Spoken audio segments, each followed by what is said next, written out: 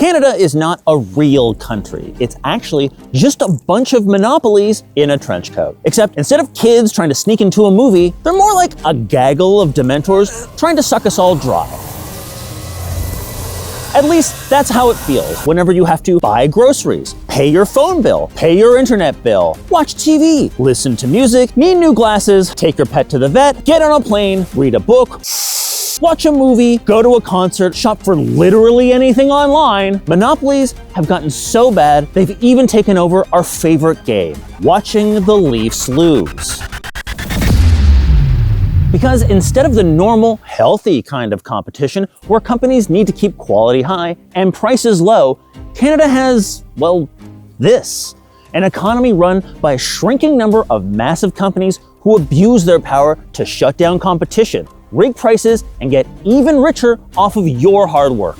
Canada's monopoly problem has lowered our productivity, prevented us from innovating like our neighbors to the south, eroded our democracy, and it might just end up cooking the planet. The good news is that some really smart people have been thinking about this, and it turns out that better competition policy might just be the fastest and easiest way to make life better for Canadian consumers, workers, businesses, and citizens. Everyone but Galen Weston Jr.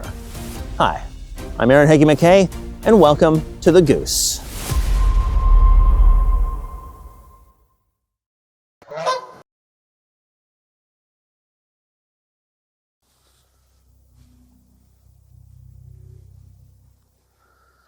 If you've ever taken an introductory economics class, you've probably heard something like, capitalism works because of free market competition. They're all in business to make profit. Of course they make a profit. And it's a good thing. That's the incentive that other economic systems lack. I think you've both missed the point. It's competition. And historically speaking, this dynamic has created a rapid increase in material wealth. So, what went wrong? To help me answer that question, I sat down with the authors of this book, which I forgot over here. I sat down with the authors of this book, The Big Fix: How Companies Capture Markets and Harm Canadians. Because when it comes to economic competition, we felt like people generally understood that a lack of it was problematic, but maybe not the scope of what those associated harms are. My name's Vass, Bednar. I spend most of my time with and at McMaster University, and I also write a monthly column for the Globe and Mail's Report on Business and host their weekly business and tech podcast called Lately. And my name's Denise Hearn. I have an affiliation with the Columbia Center on Sustainable Investment, which looks at trying to align public and private finance with the Sustainable Development Goals. For most people, they do have that felt sense of like, the economy isn't working for me. Something feels broken. I feel taken advantage of. My wages have been stagnant. They're not going anywhere. I see prices rising at the grocery store, prices rising everywhere. And they're not wrong to think that there is a major connection to concentrated corporate power. But also, we felt like people were getting a little bit obsessed with just counting the number of competitors in different sectors. And that's part of a competition story, but it's not all of it. monopoly means one seller. Mono means one, and poline means sell. And pure monopolies like that are pretty rare in Canada. Canada technically has an oligopoly problem, but since we need to reach more than just the nerdiest nerds, and because oligopolies often act like monopolies, just think of like the one grocery store in town, or the one internet provider in an area, we're just gonna say monopoly.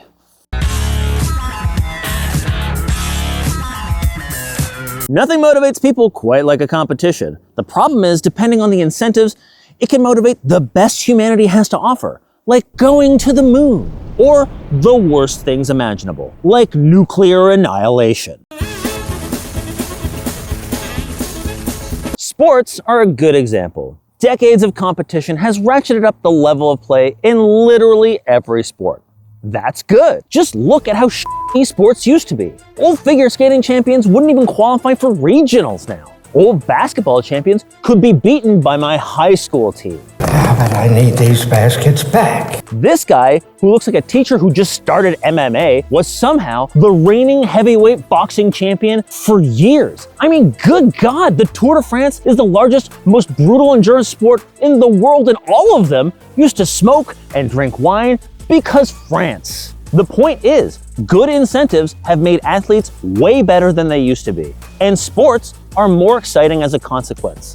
And this is the way competition is supposed to work in the economy, where athletes are motivated by winning, companies are motivated by profit. When the path to profit means companies compete on price and quality, consumers win. And when companies have to compete by raising wages, workers win. And when companies have to compete by lowering their pollution, everyone wins. But that's not how monopolies win. Monopolies win by default while everyone else loses.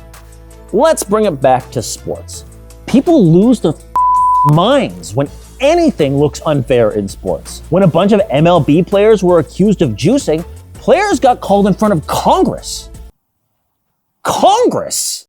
What other supplements did you use? I'm not here to talk about the past. Do you want to know the terrifying truth? Or do you want to see me sock a few dingers? Dingers! But this kind of behavior is nothing compared to the anti-competitive strategies we allow businesses to get away with every day.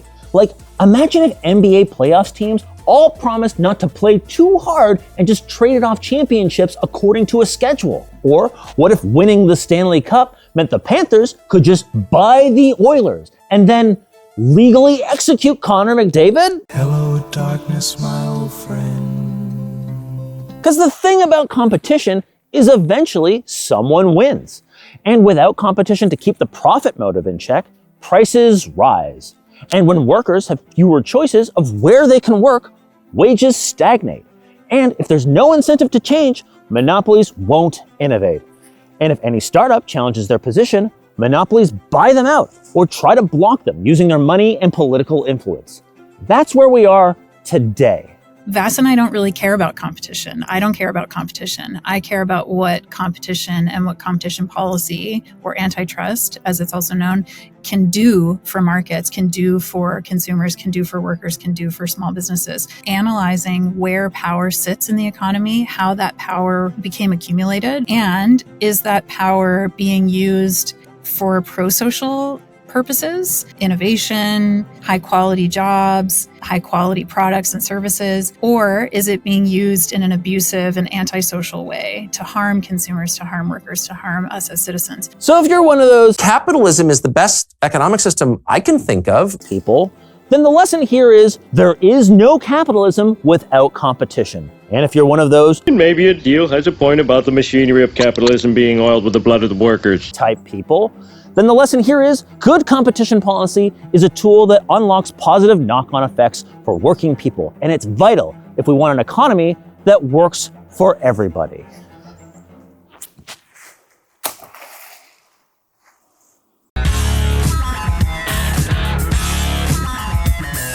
Speaking of abusive and antisocial, Loblaws. No other company in Canada has become more symbolic of corporate greed and price gouging in the past few years than Loblaws. But is that fair? 80% of the retail grocery sector is dominated by just 5 companies, and Loblaws alone controls about 30%, generating almost $60 billion a year in revenue from over 2,000 stores. Before 2020, Loblaws was generally a well-liked company. Except for that time in 2017 when they got caught, along with some other companies, conspiring to fix the price of bread for 15 years, and all they offered in response was a "f you" and a $25 gift card. But other than that, me and 16 million other Canadians loved hoarding those PC Optimum points, especially us millennials, because that's our retirement savings. But then the pandemic hit. Suddenly, restaurants were closed and the grocery store was more vital than ever. And of course, sales at Loblaws rose. As a savvy public relations move, Canadian grocery stores Loblaws, Metro, and Sobeys introduced Hero Pay to temporarily increase compensation for our store colleagues by approximately 15%. A pay raise of about $2 an hour as a thank you to their frontline staff doing the essential work of being screamed at by boomers for refusing to wear a mask. Are you going to leave the store? I'm very and aggressive to another customer. Would you please leave? I'm aggressive? This thing has proven to be a hoax. I want an apology. But then just 3 months later, Hero Pay stopped at all 3 companies, all at the same time. Which is a little weird. If Canada's grocery sector was a competitive market, Hero Pay never should have ended. Think about it. Let's say Loblaws ended hero pay first. Then their workers would just quit and go work at Sobeys or Metro because they're paying $2 an hour more. Then Loblaws would have no one to sell you groceries and they'd be That same incentive structure applied to all three companies. It's a classic collective action problem. So, how do you get out of a collective action problem? Cooperation. Like a friendly quarterback handing over their playbook to another team, Loblaws president Sarah Davis sent a courtesy email informing her competitors that they'll be ending hero pay. Then Metro CEO Eric Laflèche immediately started calling Sobeys' parent company, Empire, to see when they'd be ending hero pay. But in the end, each company stressed they all made the decision to pay less for their employees' labor, all at the same time, independently. So, let's give them the benefit of the doubt. Maybe it wasn't full collusion. Could it possibly be something called tacit collusion? Well, in tacit collusion, the CEOs are not getting together in a smoky back room and plotting to take over the universe and and actually creating these agreements. But in markets where you have a lot of concentration, it becomes easier for companies to sort of tacitly collude, meaning, they can follow each other's prices more easily and they can set them at the same levels. We may have seen it a couple of years back when the major Canadian grocers, all around the same time, coincidentally, stopped their hero pay initiative. But in other areas or other instances, we see examples where firms are mimicking each other and sort of moving in the same direction. They can also do things like sort of kind of divide up the turf where, maybe WestJet and Air Canada aren't really going to compete in a certain region, and maybe they haven't actually exchanged emails about it or explicitly said that they're going to do this, but there's kind of a little bit of a, okay, if you don't encroach on me, I won't encroach on you. And that's the notion of, tacit collusion. But by definition, tacit collusion means you're not talking to each other. And we know the Canadian grocery stores were talking to each other. So, either way, this really looked like wage fixing. So whether this was a smoky backroom type deal or some kind of Mexican standoff where instead of shooting each other, they all just grabbed a bunch of money and ran, this whole ending hero pay thing got the attention of Parliament, who were up in arms and ready to throw the book at these corrupt companies and then realized, oopsies, wage fixing isn't actually illegal. While it was illegal to collude to fix the prices of stuff you sell, somehow it wasn't illegal to fix the prices of stuff you buy, like labor. This case highlighted this glaring oversight, and as of 2023, wage fixing and no poach agreements are now illegal in Canada. Meanwhile, prices kept rising, and because workers were now being paid less, grocery store profits rose even higher. And understandably, people were pissed, so they made memes and complained about it online, most notably on Reddit. The PR got so bad, CEO Galen Weston Jr. decided to scurry off to his modest Irish tax shelter, handing off the reins to, and yes, this is a real name and not a subsidiary of PC Financial, Per Bank, who received a deposit of $22 million just for showing up. Then in May 2024, a month-long boycott spearheaded by Emily Johnson, who ran the subreddit Loblaws is Out of Control, encouraged Canadians to shop anywhere but Loblaws for an entire month. This led Per Bank to meet with Emily Johnson and sign her grocery store code of conduct. So, I guess activism does work. Oh, and that bread price fixing scheme I mentioned earlier? Loblaws' parent company was forced to pay $500 million to settle 2 class action lawsuits. So, did we do it? Did we fix inflation? No, of course we haven't fixed inflation. While the rate of price increases has stabilized, things are way more expensive than they used to be 5 years ago.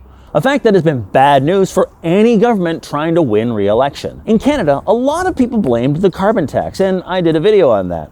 Spoiler alert, only a tiny bit of inflation is from the carbon tax. Like and subscribe! Others blamed so-called greedflation because corporate profits were rising faster than general inflation, while mainstream economists initially dismissed this idea, as if greed was invented in 2020. German economist Isabella Weber showed that sellers' inflation was in fact rampant. Sellers inflation, also known as excuseflation, is where dominant firms are able to increase profit margins during a time when prices are expected to rise. Basically, anything that can be used as an excuse to raise prices will be used as an excuse to raise prices. And when everyone does this, inflation happens. Crucially, this can only happen in non-competitive markets, which apparently is all of them. And it turns out a pandemic, then supply chain shocks, then a war, then a spike in oil and gas prices all provided perfect cover. So back to our Loblaws example. Does that mean that Loblaws was single-handedly raising food prices? No, because suppliers are also monopolies. 71% of pork processing is controlled by just 4 firms. 99% of federally inspected beef is controlled by just 2 US firms. Up to 90% of global grain trade is controlled by just 4 companies: ADM, Bunge, Cargill, and Louis Dreyfus Company. Yes, that Louis Dreyfus. It's a peach. What's that? I say it's a peach. The Bank of Canada Governor Tiff Macklem eventually endorsed Isabella Weber's theory, and the IMF now agrees that about 40% of the inflation we've seen was from sellers inflation. And until we end monopolies, this will happen every single time there's a shock to the economy, from wars to climate disasters to tariffs imposed by the guy who said he'd make life more affordable. I will end the devastating inflation crisis immediately, bring down interest rates, and lower the cost of energy. The lie detector determined that was a lie. Heck, even those high egg prices in the US that apparently made the average voter, let's say, fash curious, was likely caused by tacit collusion between suppliers. Although, some suspect foul play. Thank you. Yeah, thank you. Tip your waitress. So this is how liberty dies. With thunderous applause. All of this highlights monopoly's evil twin, monopsony. Where monopoly is one seller, monopsony is one buyer. Right now, most farmers have no choice but to sell to these giant food conglomerates who largely dictate the terms of their operation. This is one of the biggest reasons why farmers, and you, keep getting screwed while food prices continue to rise. And it's not just food.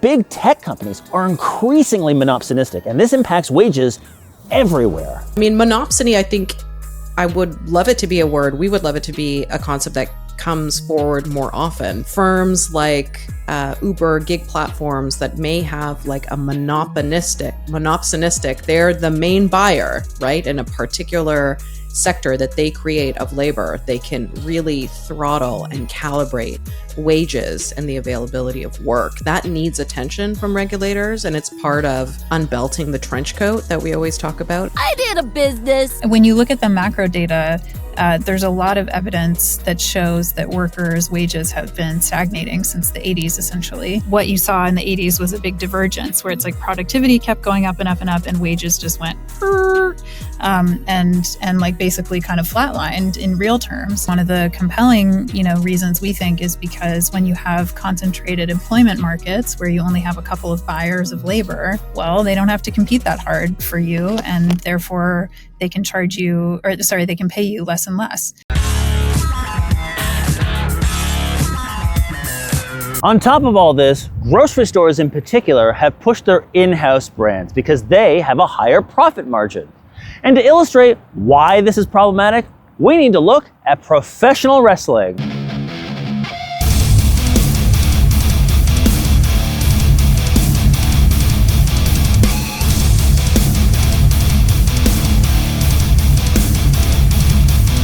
So Vass and I are huge pro wrestling fans, as you might have imagined. In pro wrestling, all of the characters are invented. You've got these oiled up guys, crushing each other in the ring, slamming tables over each other and all this kind of stuff. And it's all fake, right? We know it's all fake. It's all fabricated. The feuds are made up. The storylines are made up.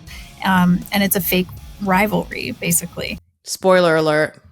The illusion of competition in wrestling is called Kayfabe, and monopolists use Kayfabe all the time to give you a false sense of choice.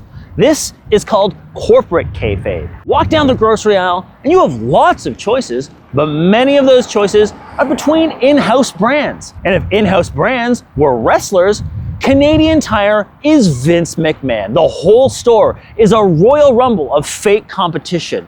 You get to choose from brands like Mastercraft, MotoMaster, Master Chef, Maximum, Noma, Frank, Simonez, Premier, Dakota, Outbound, Woods, Wind River, Canvas, Paderno, and much, much more. All of them owned by Canadian Tire. But it's not just retail. Once you look for it, you'll find corporate kayfabe everywhere. Don't like Rogers because their $26 billion mergers with Saw? With Saw? Yes, it was with Saw. I want to play a game. It's called I charge you more money for increasingly shitty service. Don't like Rogers because their $26 billion merger with Shaw sent their complaints rising 118%? Or maybe you're just still pissed because of the great oops, my finger slipped outage of 2022 when your grandma died because 911 service went down? Well, you can always switch to Fido or Chatter, and wait, nope, those are both owned by Rogers. Nothing means nothing. Nothing means nothing, but the cream will rise to the top. Vass and I were like, this is the perfect analogy for markets today, where there's this illusion of competition, this illusion of rivalry, but really it's all just an act.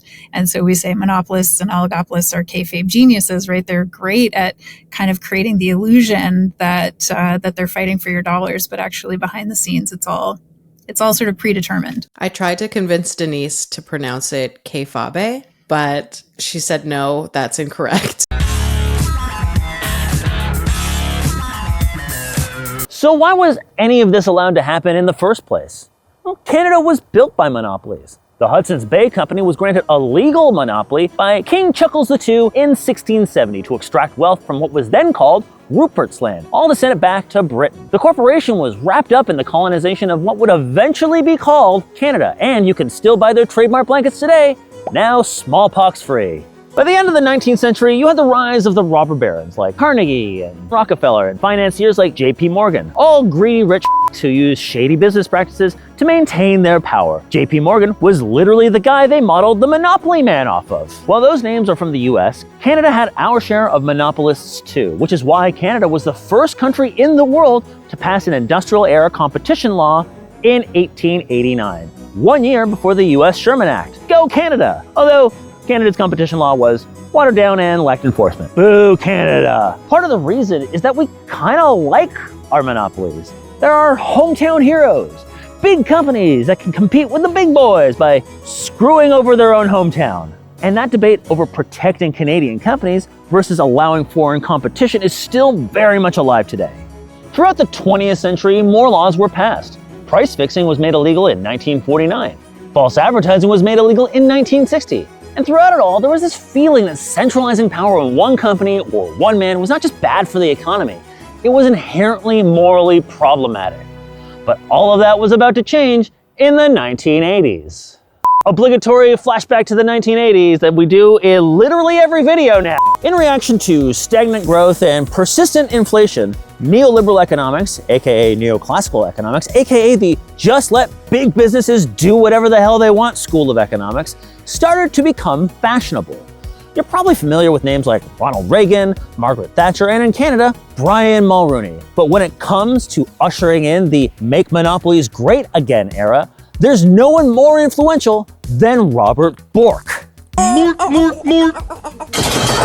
Robert Bork was supposed to be appointed to the US Supreme Court, but he made the fatal mistake of answering the Senate's questions honestly. So instead of becoming a big-time judge, he wrote a book about how we've been doing this whole antitrust thing wrong.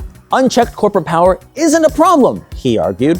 The thing that matters most is consumers and efficiency. So if a merger could theoretically show that two companies would create efficiencies, surely they'd pass those savings along to consumers, right? They won't just hoard the money or buy back their own stock or give big bonuses to their executives, right? Of course not. Bork's argument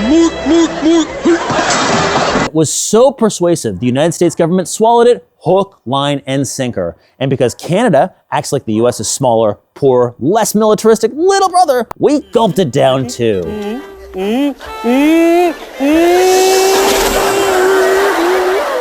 Historically, like many other jurisdictions, we privileged the ambition or promise of efficiency over everything else. And we allowed mergers to go through, even mergers that could be damaging and detrimental in certain sectors and certain geographies, under this kind of get out of jail free card that said, well, there are going to be some efficiencies. Suddenly, all you needed to get your two companies to merge was to pay some fancy economist to say, trust me, bro, it's going to be so efficient, to the Competition Bureau, and you'll get the green light.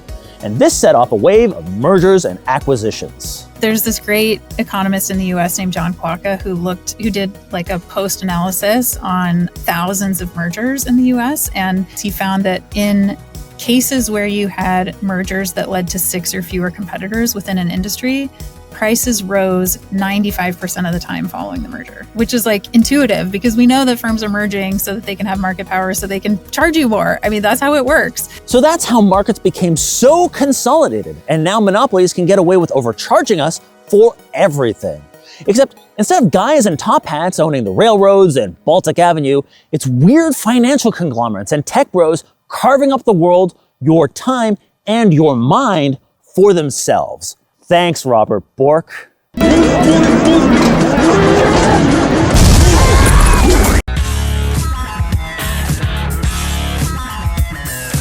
Some companies are relentless. In fact, if you go to relentless.com, you'll be forwarded to Amazon.com. That's because Jeff Bezos wanted to call Amazon.com Relentless.com, but evidently someone who isn't a narcissistic Bond villain type was like, maybe Relentless.com isn't the best name for your internet bookstore, Jeff. And he was like, yeah, okay, but I'm keeping the domain name. This is the rise of a new kind of monopoly, the everything company. Everythingness has to do with their efforts to embed themselves as sort of a habit, part of your everyday life, having multiple touch points, constantly engaging in ways that they can also leverage data you voluntarily give or sort of give off as a bit of exhaust. You know, even if you think of the sliver that Amazon owns in the broader entertainment area, Kindle, you know, Amazon Video and making movies, suddenly they know what books you're pre-ordering, how fast you're reading them, what parts people are highlighting, what directors people like, what actors and actresses people like. And then, you know, they can make data-driven, informed decisions that shape and change culture, but also allow them to leverage, you know, pretty unique insights that might de-risk the art of those cultural production. Companies have moved from trying to dominate one industry to collecting assets across industries. Kind of that flywheel mentality that Jeff Bezos had. They would intersect you at every single point of your day where you spent money as a consumer. So it didn't matter if you were getting your haircut or watching a movie or buying groceries or buying anything online. Like, that's where Amazon wanted to be, and they've essentially successfully done that. There are 1,000,001 documentaries about how Amazon is taking over the world and doing shady shit like finding popular items on their platform, making their own version, and then running the original product out of business. So we're not going to go into huge detail, but the point is, now that Amazon is doing everything, everyone everywhere wants in on the everything all at once. When you get these really large firms, they can use the profits, the kind of free cash flow that they've derived from one part of their business to kind of keep expanding into ever more and more and more industries. And, you know, consumers love Amazon. It's super efficient. It's kind of miraculous what they've done logistically, but it makes it, again, really hard for other kind of startups or competitors to actually get a foothold in markets when you have now so much of the landscape kind of gobbled up by one company. All of this means the whole be a disruptor tech ethos was abandoned as soon as monopoly status was achieved. Now, anyone who dares to challenge them enters the kill zone, like how Amazon burned through $200 million to kill diapers.com. But if we actually care about innovation, monopolies are the ones that have to die. In Canada, the everything company strategy looks like TELUS taking its earnings from being a telecom monopoly and plowing that into agriculture, venture capital, and healthcare businesses. Loblaws into financial services and also healthcare. Rogers is another telecom with its own financial arm, on top of owning literally every Toronto sports team, all of whom perform about as well as their network. Canadian Tire holds an expansive portfolio of different retailers, which is why it's legally a bank. That's right, Canadian Tire money has been legal tender this whole time.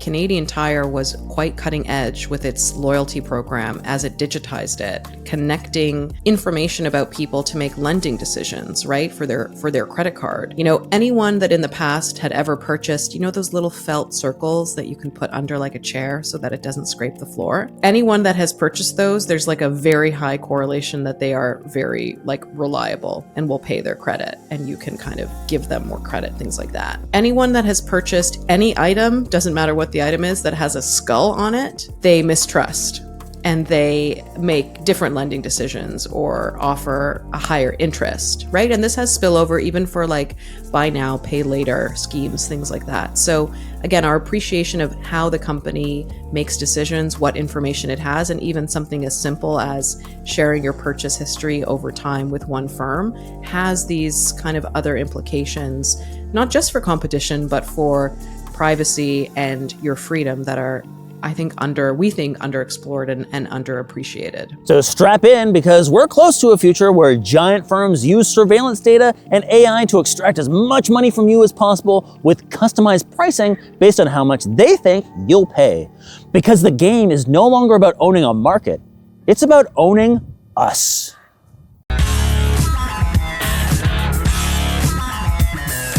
But as if that wasn't bad enough, some companies get together to try to own our government, or at least push to get laws they like on the books, often to prevent competition. I'm talking about trade associations. So, what's the difference between a trade association and, say, a cartel? Trade associations have basically antitrust exemption. They're a way that competitors can quote unquote collaborate as long as they're not doing all the regular legal stuff, price fixing and that kind of thing. They have antitrust exemption to be able to do joint political lobbying, as an example, and they have a huge impact. I mean, in the US, we've got the US Chamber of Commerce, Canada got the same. We have organizations like the Pathways Alliance, which put forward their own policy talking points and lobby governments and so on and so forth. That's perfectly, acceptable under the law because it's also deemed like a form of free speech. Yes, the Pathways Alliance, the trade association who lobbies the Canadian government harder than anyone else, and who also happens to have the deepest pockets because they control practically all of Canada's oil sands production. The Pathways Alliance is made up of 6 multi-billion-dollar corporations that control 95% of oil sands production in Canada. And they're all stuffed into a trench coat. They have a 2-pronged strategy, PR and GR. The first prong is very expensive public relations and ad buys to make the oil industry seem like they're part of the solution to the problem they're actively causing, climate change. Maybe you've seen some of their ads. Really worried about climate change. Yeah. I mean, we need to find every way possible to reduce emissions from oil sands operations. Like carbon capture and storage. We have to work together. Governments, industry, and reduce emissions in a big way. Right? Canadians believe we need to reduce emissions. We agree. That's why we're proposing to build one of the world's largest carbon capture and storage networks. See our plan at pathwaysalliance.ca. Remember that the next time someone says that climate change isn't real or isn't a big deal or whatever. It's gotten so bad, the literal oil companies are getting together to buy ads that say, "Hi, we've caused this crisis and we're here to help solve it. We're gonna get to net zero emissions by 2050. We're super concerned about climate change too, just like you. But don't worry, we have a plan. Go check it out on our website." Like and subscribe. Which sounds great. The problem is removing oil from sand is impossible. Not without polluting a bunch of water, which just piles up in huge toxic lakes called tailings ponds, all while burning a ton of oil and gas in the process. It is one of the least efficient ways to get hydrocarbon energy in the world. And it's genuinely impressive that oil sands workers are able to squeeze all of that ancient dinosaur blood from these tiny little stones every day. But imagine if this was any other product. Like, imagine if Coca-Cola had to harvest it out of beach sand. There would be no way to make it commercially viable without massive government support. Which brings us to the second prong of the Pathways Alliance plan, government relations, or lobbying. Instead of doing a capitalism and competing, the Pathways Alliance strategy is to keep winning by working the refs. First, they lobby for handouts. Despite Canada's oil and gas sector racking up record profits, $63 billion in 2022 alone, they want you, the taxpayer, to foot the bill on a massive carbon capture and storage facility, which they want you to believe is like a giant Dyson that sucks up all the pollution or whatever. And maybe that would be fine if carbon capture and storage actually worked. Instead, it's a decades-old, super expensive technology that never works as well as it's promised, and certainly not at the scale they're proposing. And let's be clear, even if carbon capture did work 100%, which, according to my Magic 8 Ball, is outlook not so good. This technology, also known as CCS, is outlined in the 2008 Climate Change Strategy as the most effective way to help Alberta meet its emission reduction goals. It would only reduce emissions from taking oil out of the ground. It does nothing for when that oil is actually burned. They're still causing climate change, just slightly less. But hey, as long as it gets those whiny Patagonia-wearing tree huggers off their backs, using your tax money to fund an industrial-strength greenwashing machine is a sacrifice they're willing to make. But that's not all. They also secretly fought literally every piece of legislation that might lower our dependence on expensive, dirty energy technology. They fought the Clean Electricity Standard, carbon pricing, and of course, the currently in the works pollution cap and trade system for oil and gas. But sure, they're part of the solution. And that's just at the federal level. Despite Alberta's grid being dangerously underpowered and wind and solar being the cheapest and fastest way to add capacity to the grid, the Alberta legislature made it illegal to build renewable energy around pristine viewscapes. Now look, I'm not saying the Pathways Alliance made this happen. And just because Alberta Premier Danielle Smith used to be a lobbyist whose clients included prominent oil companies doesn't mean she's preemptively taking out competition from clean energy to unfairly support the oil and gas industry she was paid to represent. That would be a wild conspiracy theory that I don't have any evidence to support, and it would just be irresponsible for me to just put that out there. This isn't some well-known fact like chemtrails are turning your kids trans or whatever. So before we go all crazy in the comments, let's give Danielle Smith the respect she deserves. The same with the Pathways Alliance. You can't prove it's a bad faith greenwashing scheme. To do that, you need some sort of peer-reviewed scientific paper to evaluate each of the Pathways Alliance's claims against the evidence. And wait, what is this I'm holding in my hand? A peer-reviewed scientific paper evaluating each of the Pathways Alliance's claims against the evidence? And their conclusion is, yes, of course it's a greenwashing scam. But the question remains, is that anti-competitive? I mean, greenwashing falls under false and misleading advertising standards, right? So if you're not competing on quality and you're not competing on price, but you're also seeking to compete on the promise, then yes, it's anti-competitive. It's lying, right? If you say you're 6'1" on an online dating app. And because our competition laws keep having to play catch up, complaints against the Pathways Alliance spurred new regulations to fight greenwashing in 2024. Now, any environmental claims your company makes need to be backed up by actual evidence. And as soon as those regulations took into effect, the Pathways Alliance scrubbed their entire website and all of their ads from the internet. Just on the Pathways Alliance, I think it's pretty unique that there was a greenwashing case brought against a trade association. I'm not sure that that's happened before, because usually it's brought against one company making a false claim, right? So I think it was entirely appropriate to say you can't be making net zero claims while also increasing your production, increasing your extraction of fossil fuels, right? And so it seemed incongruent. While this may be a small win against the Pathways Alliance, they've updated their site, continue to buy ads, and are still lobbying our government hard.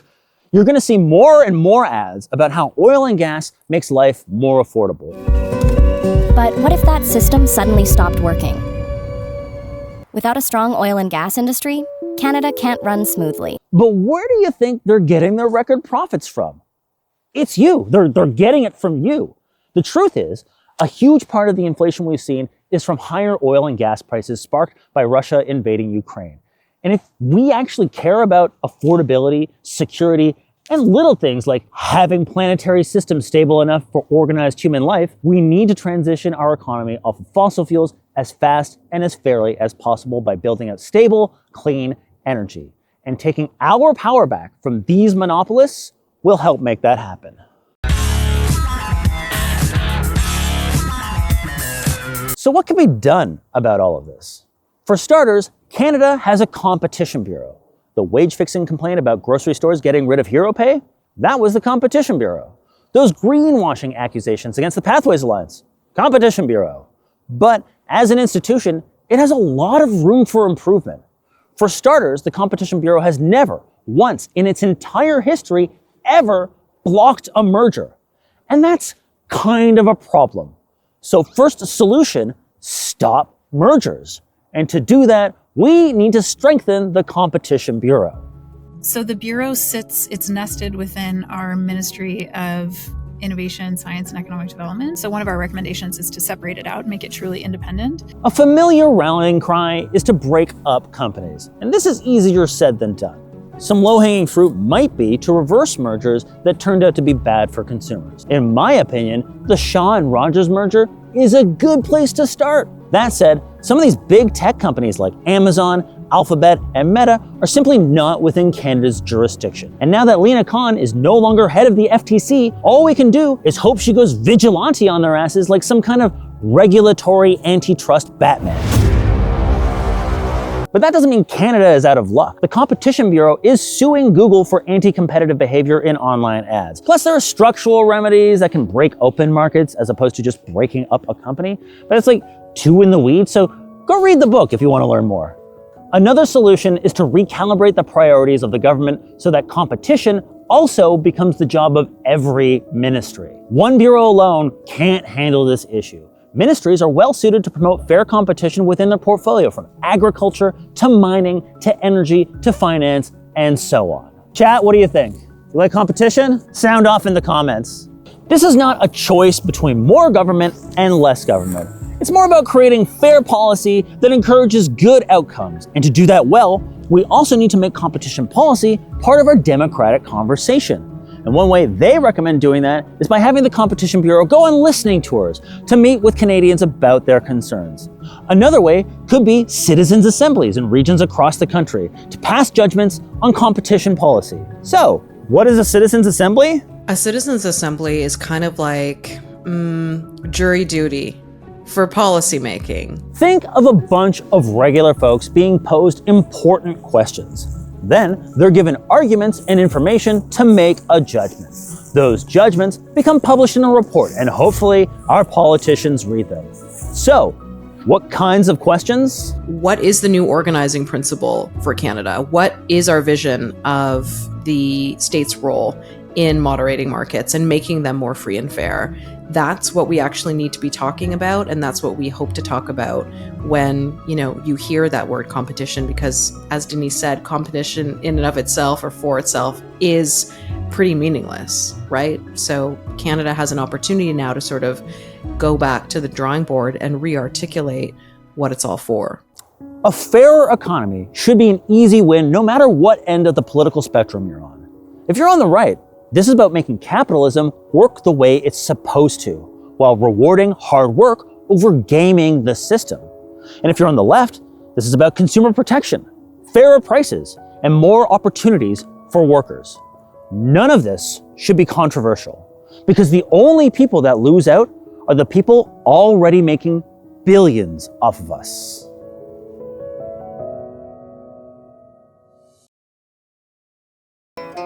Thanks for watching. If you want to get deeper into this topic, first obviously check out The Big Fix by Vass Bednar and Denise Hearn. Denise also has another book she co-authored a few years back called The Myth of Capitalism, focused mostly on the US.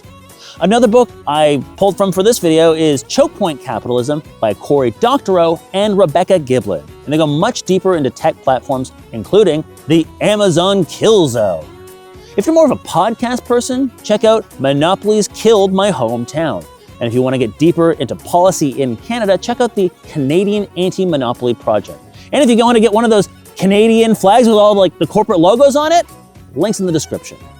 Which companies do you think need to be broken up? How would you take on big tech? Is competition really what we should be focusing on? I look forward to hearing your thoughts in the comments. If you like this video and you want to support the channel, you can go join the flock over on Patreon. You can also support this channel for free by subscribing and hitting all the buttons. It really does help. See you next time.